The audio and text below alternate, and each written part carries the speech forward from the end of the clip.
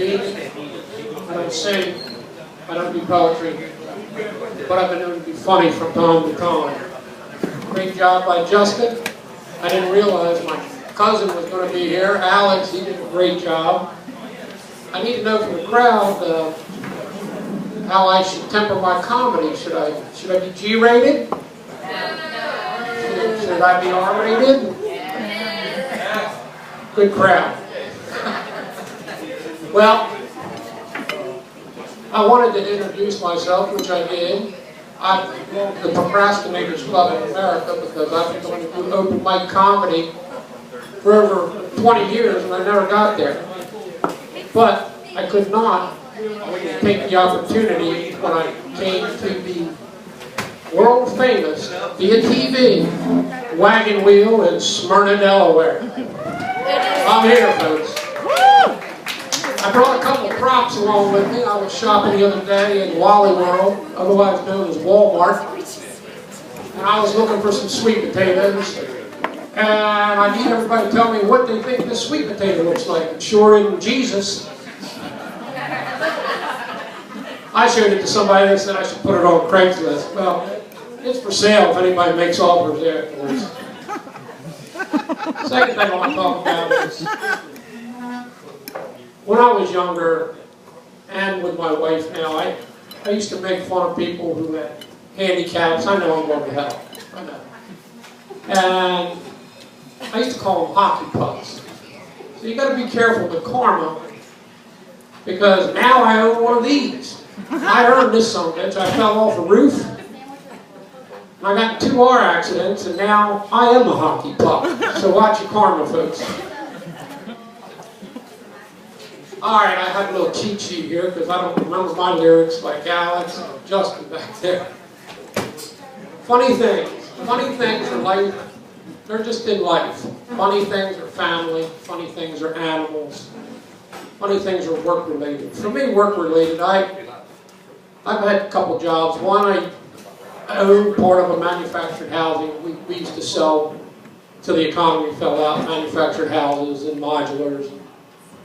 So, every day I'd be out showing houses and somebody would say to me, and I'm sure, how many people in here are working service related with the people? Give me a big holler. How many work with the people? I do. Alright. Well, I'm sure you think things when people say things to you, don't you? Right? If somebody would always say to me, I want to ask you a really stupid question. And I'd say, well, there's no stupid questions. But that isn't what I was thinking. That's not what you guys are thinking. So finally, when I got out of the business, a couple came in, the husband, he looked kind of stupid, and he asked me, he said, I want to ask you a really stupid question. And I looked him right in the eye and I said, well, you certainly look fucking qualified, pal. All right, I made people laugh.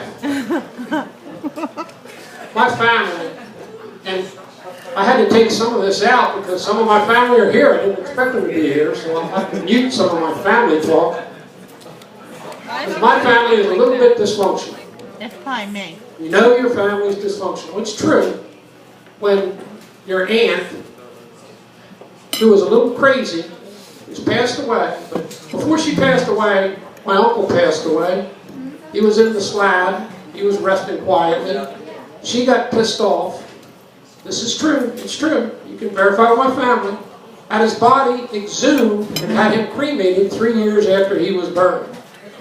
Now, if you forget your women on Valentine's Day, just remember this story because it's true. Dug him up, cremated him, and then said, the Undertaker said, what do you want me to do with the ashes? She said, throw the son of a bitches in the landfill. It's true. That's a true story. So, take care of your women on Valentine's Day. I was driving this aunt who got over $350,000 from the same uncle for having asbestosis. I was driving her to the beach to put her money in. And she said to me, Eddie, you're one of my favorite grandnephews. You know, if anything ever happened to you, you could have your Uncle Tom's grave. I said, Aunt Pearl, I love you to death. However, I grew up and I had to wear my brother's shoes and my brother's clothes. I've had plenty of used women, believe me. And I told her I've had a lot of used things, but I don't want to use grave. Alright? And I didn't really think you'd be too good a goddamn landlord either, because the last person got evicted. Thank you.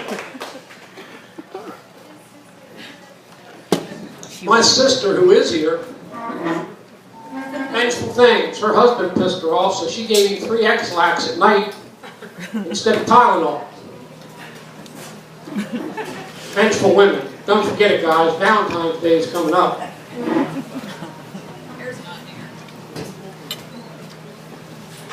Brutally honest, I have one here. See, I have a little cheat sheet. When I got with my wife, who I love to death, who's right over there with an iPad humiliating me, I told her everything about my past. Every woman, every detail. Because I had tried it twice, this marriage thing, and it didn't work out too good for me. Part my fault, part their fault. So I said, well, I'm going to be truly honest. Well, guys, if you're going to do that with your lover, your wife, be careful. Because after being brutally honest, she knew all the people. So when they would come into the room, she'd say, I'd say, yeah, sorry. Well, we had a woman visit us, and she knew all about her. She visited us right around Christmas. I used to put up a lot of Christmas decorations. This woman, his name was Meg, came in and said hi, and my father-in-law was still alive. He was sitting there, and this is true. This is a true story. This is all true. So she comes in and said, I just thought I'd stop by and see how you're doing. I haven't seen you in a couple of years or heard from you. My wife's behind the iPad is a redhead. So if you don't know about redheads, I can tell you real quick. She was sitting in the kitchen and she heard this conversation coming on. This was a bad moment for me because she come out of the room, her father was sitting here, I was sitting there, Meg was sitting on the couch, and she said, aren't you the woman that used to be his first wife's friend, and while you were befriending her, you were fucking him? Talk about being on the spot, guys. I was a little, listen, you can't imagine. Talk about stomach turning. And she goes, oh, she was acting shocked. I done let the cat out of the bag. It was true. It's true. And she said, wasn't that true? And I said, it's true.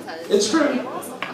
So that's my brutally honest. Now my wife over there, she changed my life. And she's made things for the better. So, don't forget your women on Valentine's Day. She finally, after 10 years of knowing me, got me housebroken. You guys all housebroken yet? You women know what I'm talking about? You actually lift the seat up before you piss. Then you have to flush, because they don't believe in if it's yellow, let it mellow. If it's brown, flush it down. They want a clean thing there. So then you have to put the seat back down. This took a long time for me to get trained. I don't know if you guys are trained yet, but I'm sure you'll be getting some training after tonight.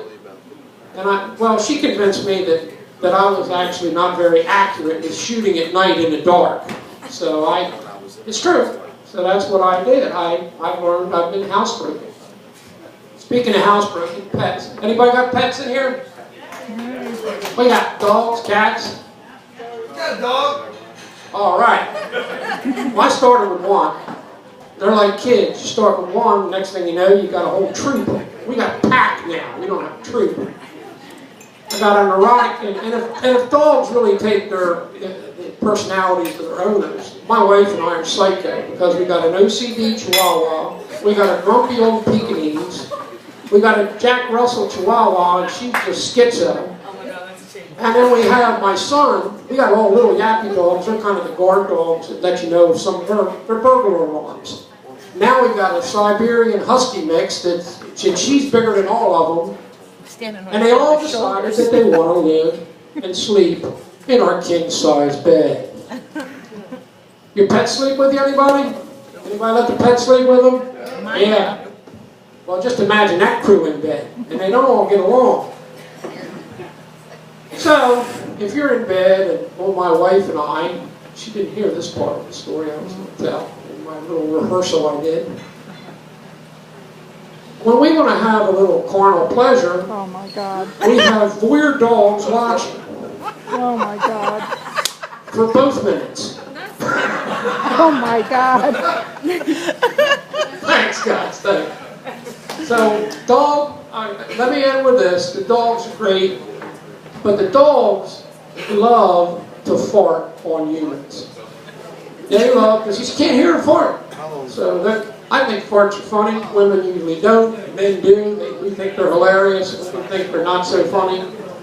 However, our dogs each have a bouquet all their own.